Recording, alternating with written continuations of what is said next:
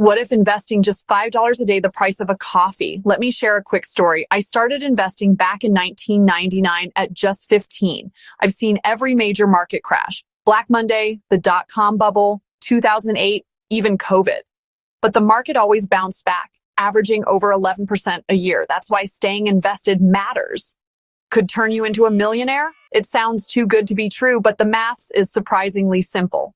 Here's what most people don't realize about investing: time is your greatest asset, not money. Someone who starts investing $250 a month at 25 could have over $3.5 million by retirement. Wait until 35. You're looking at less than half that amount. But before you dive in, sort your emergency fund first. You'll need 3 to 5 months of expenses saved before you start investing. Think of it as your financial safety net.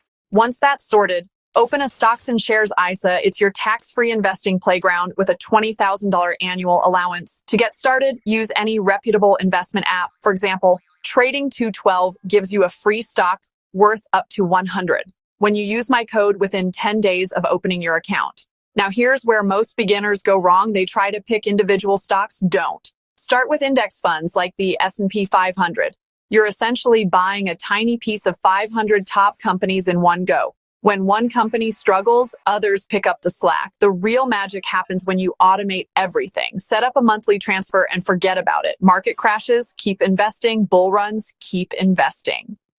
This approach has weathered every major crash since 1985. Remember, investing isn't about timing the market, it's about time in the market. Start small, stay consistent, and let compound interest work its magic. Remember, this isn't financial advice. Investing involves risk, and past performance doesn't guarantee future results. I may earn commissions from affiliate links. Your future self will thank you. For more wealth building tips, subscribe, leave a comment if you want updates, and check out the next video on my channel.